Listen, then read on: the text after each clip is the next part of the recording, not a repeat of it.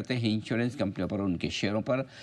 कल काफ़ी एक्शन में रहे, मजबूत खुले और उसके बाद समझ में आया कि इनके तो इनपुट टैक्स क्रेडिट मिलेगी नहीं, तो पिट गए। उसके बाद सारी इंश्योरेंस कंपनियों की तरफ से कहीं न कहीं डायरेक्टली इनडायरेक्टली स्टेटमेंट्स आए, बयान आए, इंटरव्यूज़ आए और ये बता रहे हैं कि कितना असर इंश्योरेंस कंपनियों पर पड़ेगा, पड़ सकता है।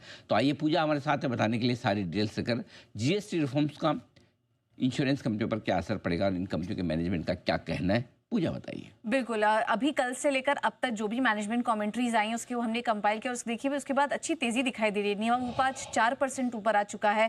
बाकी एचडीएफसी लाइफ, एसबीआई लाइफ की भी बात करें तो वहां पर भी हम देख रहे हैं कि काफी अच्छी रिकवरी देखने को मिल रही है। क्योंकि मैनेजमेंट के जो बयान है उन्होंने कहा कि हाँ थोड़ी दिक्कतें आ सकती है, लेकिन लॉन्ग टर्म के लिए ये कस्टमर्स को और इंश्योरेंस कंपनी दोनों के लिए ही फायदेमंद है। रही मार्जिन की बात तो वो उसको आगे मैनेज करने में सक्षम है। ये सभी इंश्योरेंस कंपनियों का यहाँ पर कहना था। तो इनपुट टैक्स क्रेडिट को लेकर जो समस्या यहाँ पर निकल कर आ रही थी उसको यहाँ पर क्लैरिफिकेशन देते हुए नजर आए। तो नीवा बुपा का यहाँ पर कहना था कि कस्टमर्स को भी इसका फायदा होगा, अफोर्डेबिलिटी भी बढ़ेगी और मिड और लॉन्ग टर्म में इंश्योरेंस पेनिट्रेशन भी बढ़ने का अनुमान है, इससे बेनिफिट होगा। और लो मिडिल क्लास जो कि अभी तक थोड़ा दूर था वहां पर भी पेनिट्रेशन होने में थोड़ी मदद मिलेगी। ये नीवा बुपा की स्टेटमेंट्स थे। एचडीएफसी लाइफ ने भी कहा है कि इनका जो वीएनबी है उसको काफी फायदा होगा और उसको वो मैनेज भी कर लेंगे और 4 से 4.5 साल में वीएनबी दोगुना करने की दिशा में उनका काम जारी है। तो बेहद ही पॉजिटिव कमेंट यहाँ पर एचडीएफसी लाइफ की तरफ से। आईसीआईसीआई प्रूडेंशियल ने भी कहा कि थोड़ा असर जरूर आएगा लेकिन अफोर्डेबिलिटी बढ़ेगी और ये कंपनी के लिए वैल्यू एक्रेटिव भी होगा और ये भी इनके भी मार्जिन में आगे हम देखेंगे कि थोड़े स्टेबल होते हुए नजर आएंगे। वहीं एसबीआई लाइफ इंश्योरेंस ने कहा कि एमिडेड वैल्यू में 0.2% का मिनिमम असर जरूर देखने को मिलेगा, लेकिन ये बदलाव जो है वो लॉन्ग टर्म वैल्यू जनरेशन के हिसाब से अगर कहें तो वो काफी अच्छा है। इस वजह से हम देख रहे हैं जो कमेंट्स आ रहे हैं उसके बाद इन तमाम स्टॉक्स में आज हम एक रिकवरी भी देख रहे हैं।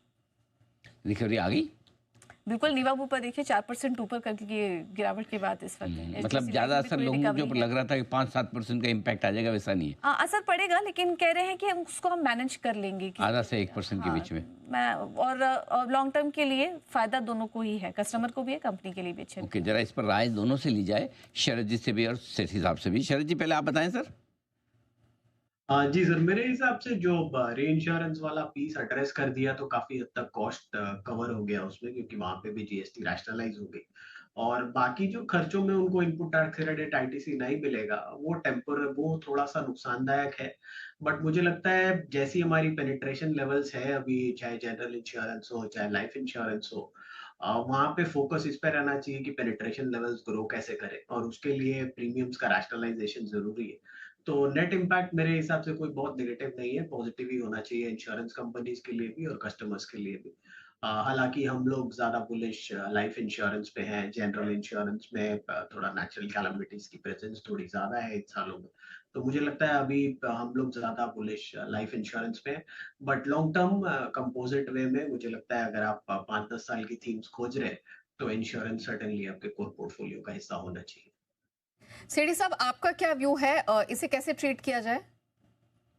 बिल्कुल नया देखिए, on the face of it तो जब ये अनाउंसमेंट हुआ 18% से नील हो गई है हेल्थ और लाइफ इंश्योरेंस के ऊपर जीएसटी की दरें, तो बड़ा पॉजिटिव लग रहा था। बट जो चूंकि इनपुट टैक्स क्रेडिट नहीं मिलेगा तो डेफिनेटली वो एक नेगेटिव है, पर्टिकुलरली इंश्योरेंस कंपनीज के लिए। कंज्यूमर्स के लिए तो फायदा है 18% जीएसटी कम होना।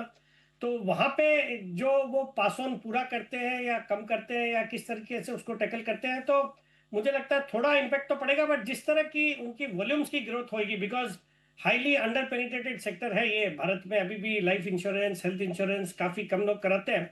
तो मुझे लगता है उसका एक बहुत बड़ा फायदा पूरे इस इंश्योरेंस सेक्टर को होगा। तो मैं बुलिश हूँ। मुझे लगता है एलआईसी बहुत अच्छे लेवल्स पे है जहाँ पे बिल्कुल खरीदारी करने का मौका ढूंढना चाहिए। एचडीएफसी लाइफ, एसबीआई लाइफ, ये सब अच्छे लगते हैं।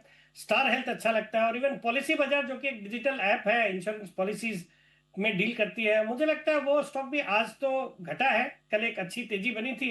बट मुझे लगता है ये जो लेवल्स है यहाँ पे बिल्कुल खरीदारी करने के मौके ढूंढने चाहिए।